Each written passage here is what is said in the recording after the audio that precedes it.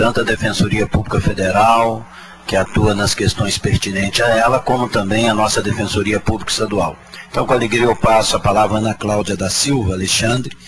que coordena a Defensoria Especializada em Direitos Humanos, Coletivos e Socioambientais.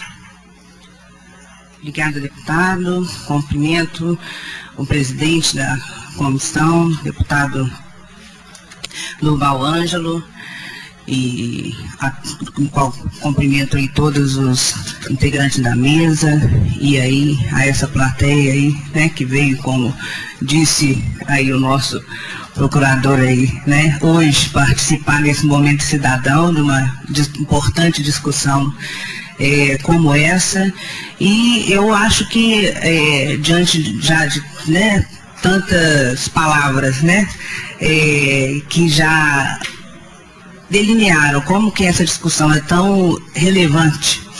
hoje no estado de Minas Gerais, eu gostaria de colocar um pouco a nossa participação, que hoje a Defensoria Pública está fazendo diante dessa denúncia que Frei Gilvander aí também, mais uma vez, de forma corajosa, conseguiu colocar que uma questão que na comarca de Unai, né, pelo que foi colocado já há bastante tempo, se tem ciência, esse uso indiscriminado de agrotóxicos tem causado, inclusive, à própria população já uma questão de saúde pública, onde pode tem indícios aí também de estar causando aí questão, né, de doenças, né, e inclusive aí sendo sinalizado uma intervenção aí para oncológica, né, até de criação de um hospital específico para tratamento já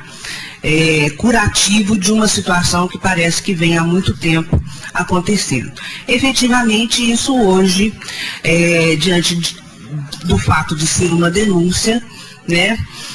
na defensoria, do ponto de vista jurídico, a gente abre o que a gente chama um procedimento administrativo de averiguação, né? Fizemos um ofício para o CONSEA, que eu acho que dentro do estado de Minas Gerais é o Conselho de Segurança Alimentar, que pode inclusive dar maiores informações a respeito desse assunto, né? O que efetivamente a cultura de feijão em Unai tem provocado. Mas é interessante fazer uma análise, porque um dos documentos, eu acho que hoje a sociedade já tem disponível, foi esse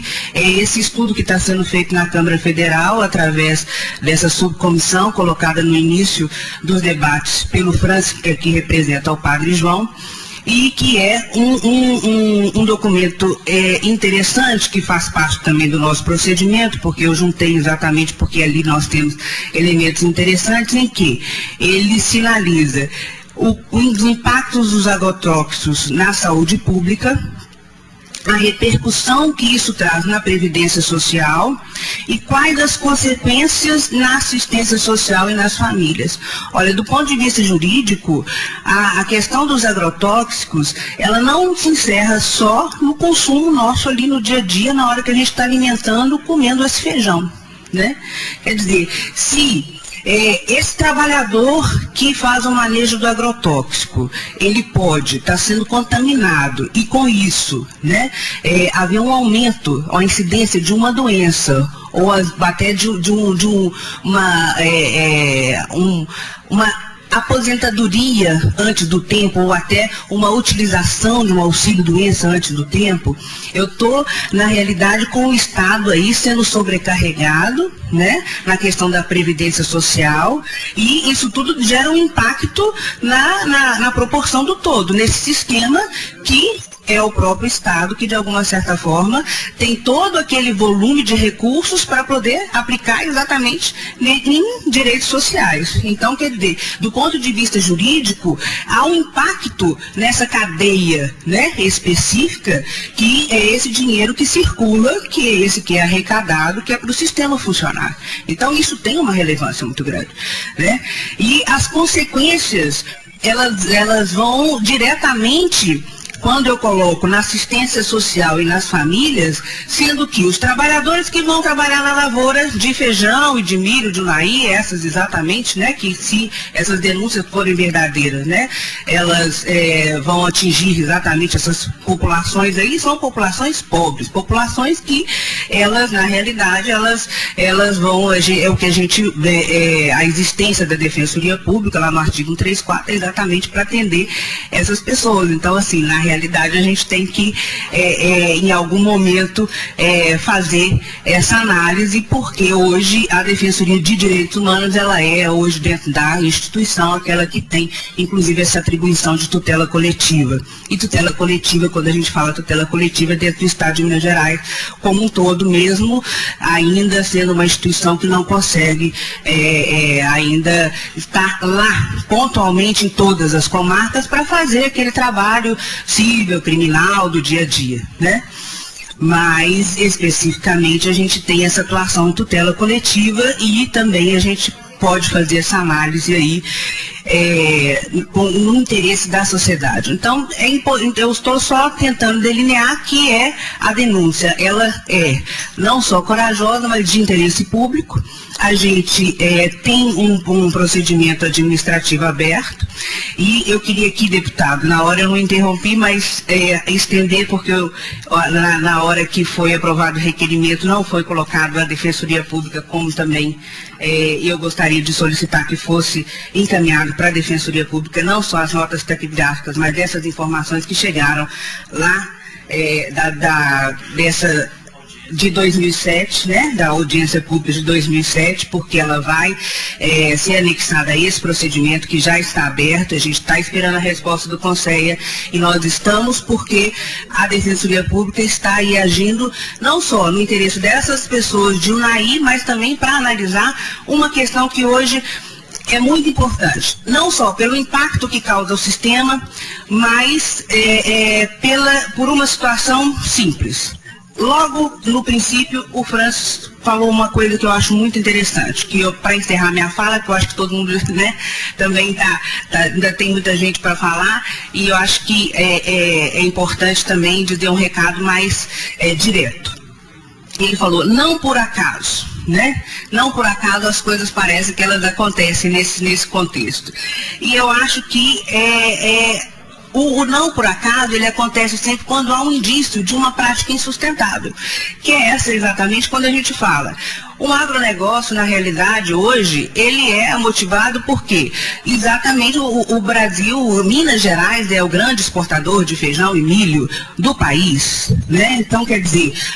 o volume de recursos que é utilizado para esse tipo de cultura é realmente imenso, né? Mas, hoje, é também constitucional, e aí eu estou falando de um princípio, o princípio da sustentabilidade, que é um princípio constitucional. O professor Juarez Freitas vem defendendo isso aí muito bem, e eu acho que a gente tem que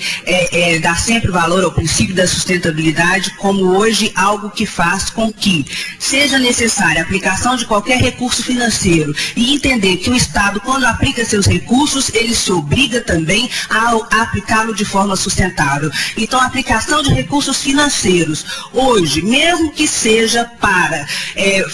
garantir que a economia, né,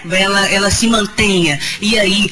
Minas Gerais continue sendo um grande exportador, como vem sendo, né, garantindo aí que o nosso PIB e o nosso crescimento econômico, ele seja de alta relevância, ele tenha também que ser feito de forma sustentável. Então, hoje, o nosso controle social, e é essa parte que eu acho que vocês aqui vêm exercer, né, esse direito de cidadania, e é muito importante essa parte que eu acho que a gente tem, né, que fazer, né, e a gente aí juridicamente pode colocar um pouco essa visão, né, de obrigação do Estado de fazer políticas públicas, sim, garantir, né, o crescimento do país, também, né, mas garantir também o que os direitos sociais também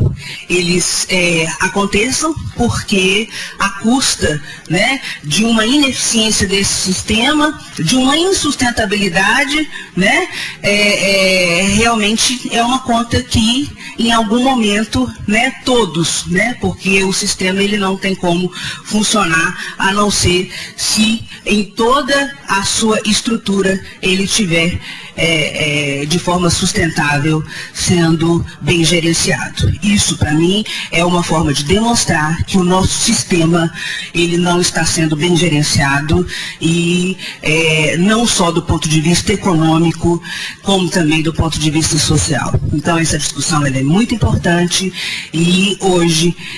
eu acho que a gente ganha mais um pouco em estar trazendo ela aqui na Comissão de Direitos Humanos para discussão.